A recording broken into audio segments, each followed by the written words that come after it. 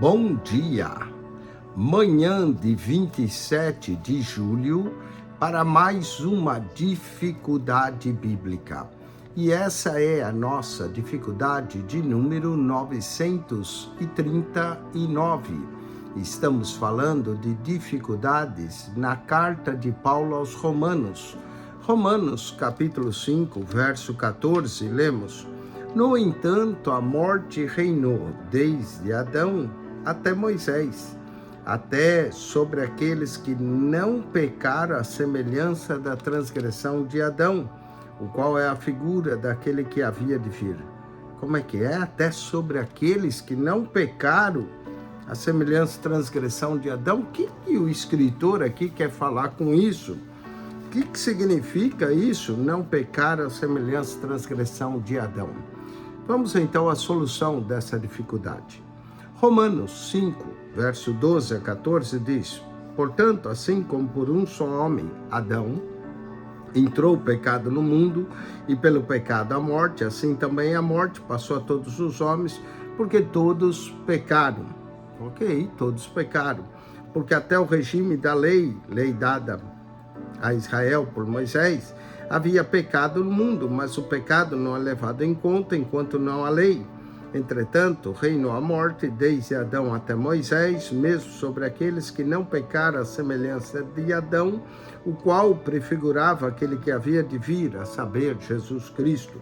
Essa passagem nos ensina com toda clareza que o homem foi criado à imagem e semelhança do Deus eterno, e que a morte não era uma necessidade, mas a penalidade do pecado, desobediência cometida por Adão e Eva no jardim do Éden.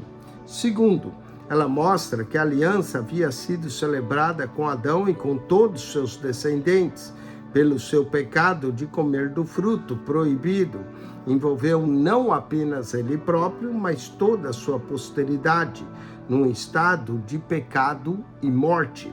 Terceiro, as consequências penais daquela queda influindo sobre toda a humanidade, até mesmo antes da entrega da lei no Monte Sinai e antes de a primeira porção das Escrituras Sagradas ser revelada e entregue em forma escrita.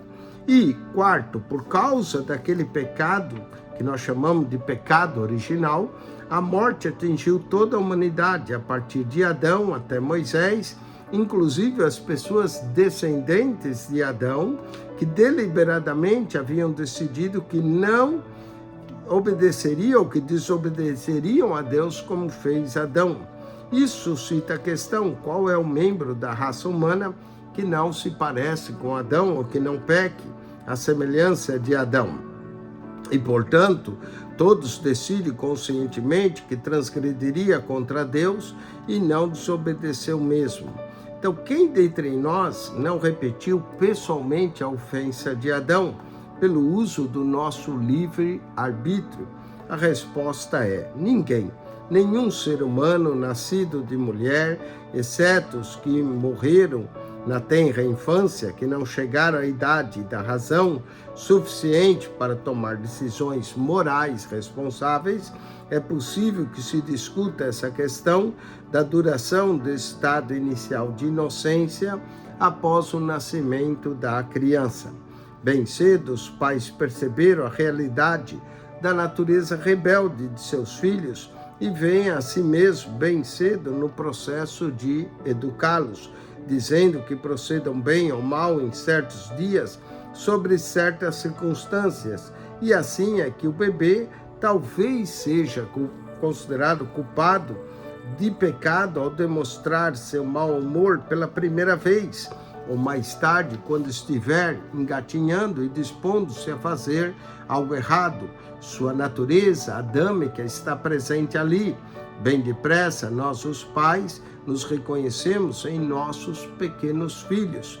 Todavia, fica bem claro que os primeiros estágios da vida de uma criança, ela é totalmente inocente no que diz respeito às suas manifestações morais. No entanto, como o verso 14 salienta, a morte, que é a penalidade do pecado nos seres humanos, reinou em toda a raça humana, inclusive nas criancinhas que morreram na infância e não tiveram a oportunidade de repetir a queda de Adão. É claro, no entanto, que estão incluídas na culpa de nosso primeiro pai. Surge, pois, a pergunta: por que as coisas têm de ser assim? Como pode haver justiça em condenar alguém que jamais pecou conscientemente? E a resposta nos é encontrada no fato de Adão ser o representante da humanidade e no potencial previsto da criança que foi tirado da vida prematuramente.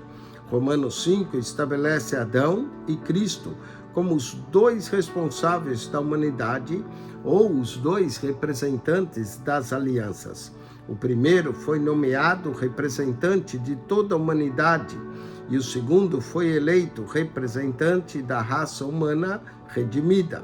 Adão reagiu face da aliança das obras como um ato de desobediência e de rejeição a Deus. Cristo atuou diante dessa aliança como um ato de afirmação do amor de Deus, uma demonstração à obediência mediante sua morte na cruz como expiação pelo homem decaído, o clímax e selo de uma vida perfeitamente isenta de pecado, de obediência a Deus.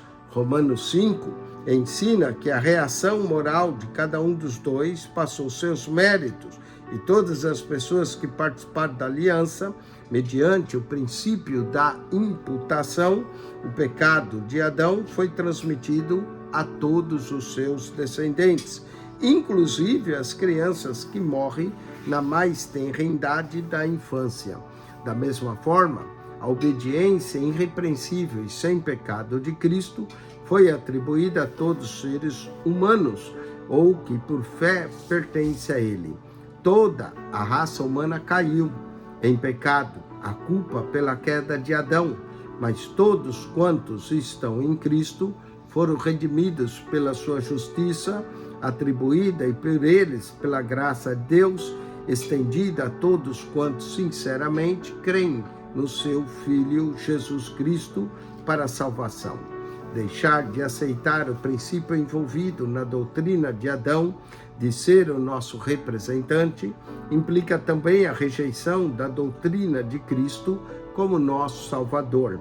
Quem despreza seu envolvimento pessoal com o pecado original, isso é, que significa a aceitação de Adão como nosso representante, pela mesma medida rejeita também a justificação que lhe cabe mediante a fé em nosso Salvador Jesus Cristo.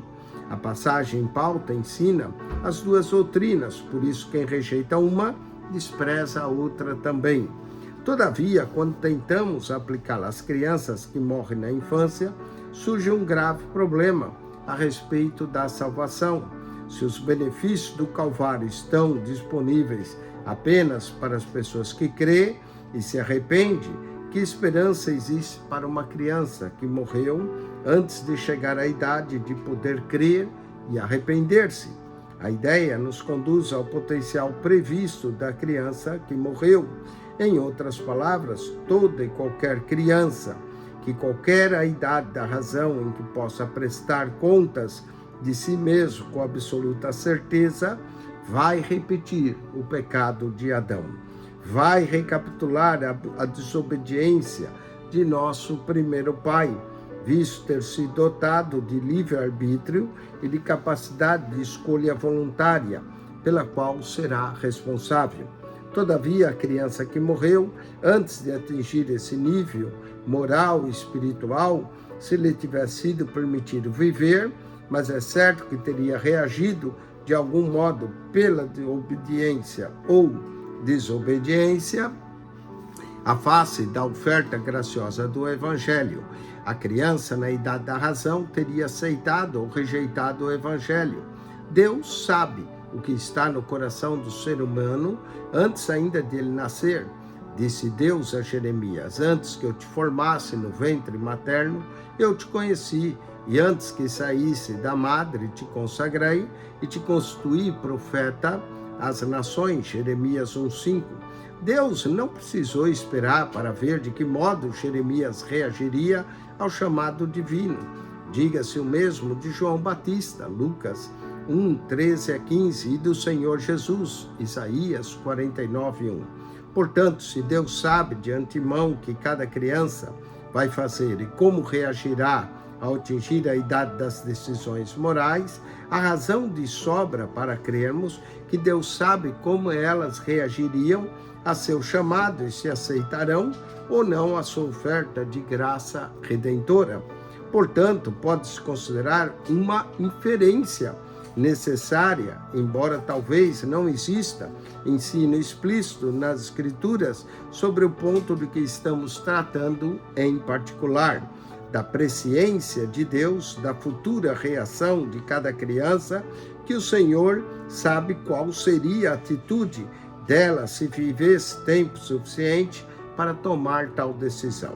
Portanto, concluímos que todas as crianças que morrem na infância são julgadas de acordo com o princípio do potencial previsto por Deus.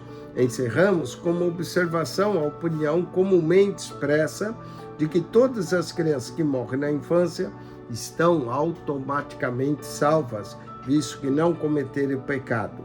Entretanto, por mais bondosa e bem intencionada que essa ideia possa ser, ela enfrenta duas objeções. Primeiro, na verdade, rejeita a doutrina do pecado original ensinada em Romanos 5, pois pressupõe que chegamos ao mundo tão isentos de pecado e culpa como se Adão jamais houvesse pecado, o que abertamente contradiz as Escrituras.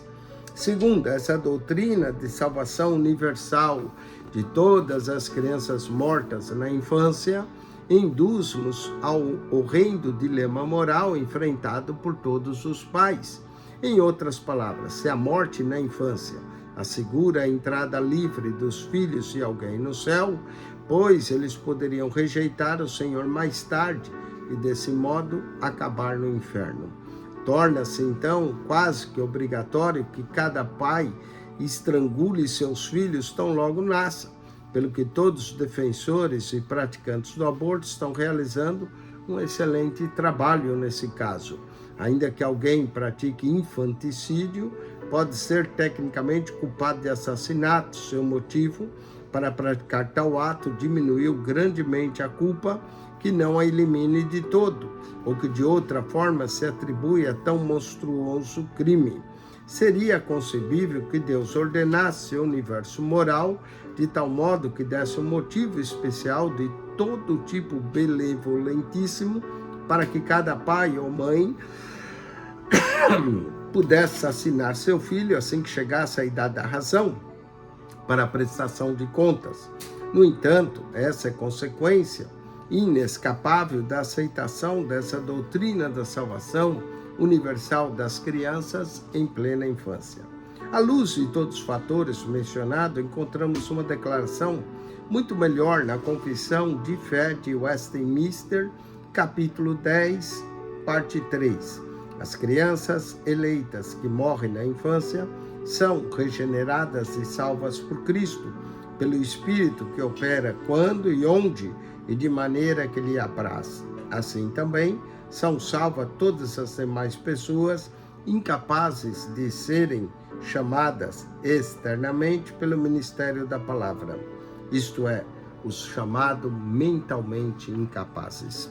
Olha, é um tema soteriológico interessante que encontramos em Romanos 5, 12 a 14. Espero que você tenha gostado dessa dificuldade e que você possa sempre investigar mais sobre isso. Mas o ponto é, os que não pecaram, a semelhança da transgressão de Adão, está se referindo às crianças inocentes que não atingiram ainda a idade da desobediência. Muito bem, espero que tenha gostado. Acione o nosso canal no YouTube para mais vídeos como esse. PR Eugênio Piacentini, o canal da Bíblia. PR Eugênio Piacentini, o seu canal da Bíblia. Ao entrar no canal, clique na foto redonda, vai lhe aparecer um menu, playlist. Ali você encontra 267 pastas, na verdade são 267 pastas, com mais de 8.175 vídeos para você. PR Eugênio Piacentini, o canal da Bíblia.